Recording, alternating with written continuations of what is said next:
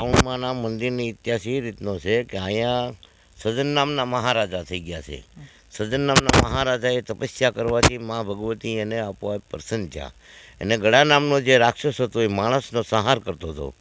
તો એ માતાજી આ કોટલાથી આવી અને માતાજી સજન નામના મહારાજાને પ્રસન્ન થઈ એને આ કુંડીની અંદર ભંડારી દીધો છે.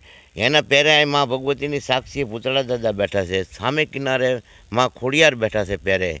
અને આ સજા નામની સજન નામની મહારાજા હતા, એની આ એ વખતની રાજધાની હતી.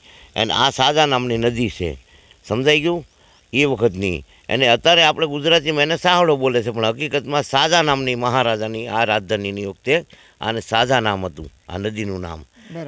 એને એ ઉપરથી આ ઇતિહાસ છે. પછી અહીંથી આપણે આગળ જઈને માતાજીની કુંડીના દર્શન કરાવું છું. ચાલો. તો જે અહીંયા આ ગડગડિયા પાણા નીકળે ને કુંડી કહેવાય, જે માતાજી આનો સહાર બતાવી દીધો. હવે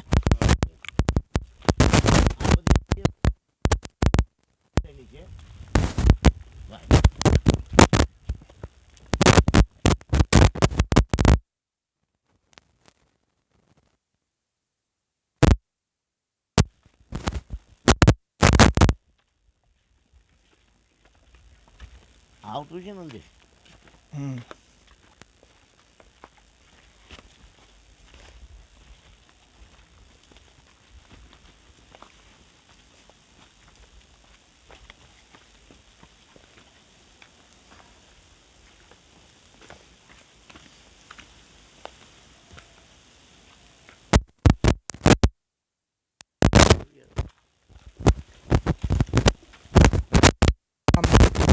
મિત્રો, એટલે અમે ને બાપુ આ બેકડમાં હાલ્યા જઈએ છીએ, પણ હવે કુંડીની બાજુમાં નજીક પગવા આવી ગયા છે.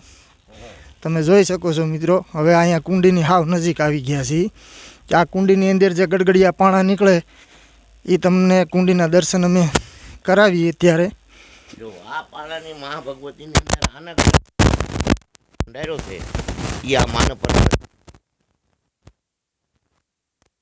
એટલે બે પાણા ચડાવ.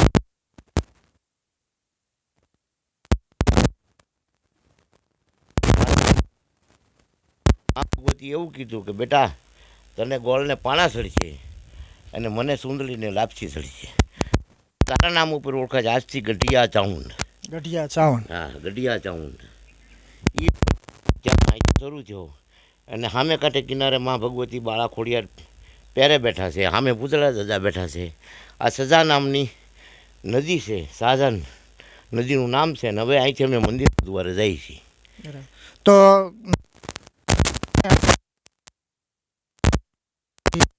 કે જે આ કુંડીની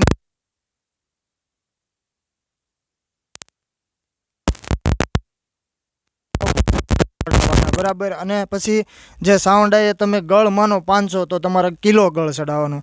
તો આ માતાજી સાવંડાઈની આસ્થા છે. જે કોઈ માનો કે તમને કોઈને ગુમડા થયા હોય તો આ વિડીયોના માધ્યમથી તમે આ માતાજીના મંદિર સુધી આવી શકો છો.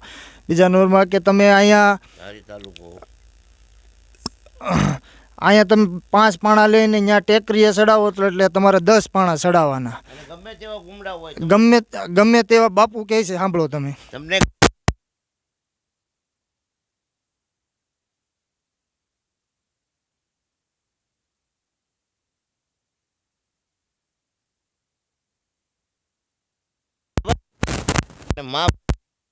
તમને કે જો પહેલું અમારું છે અહીંથી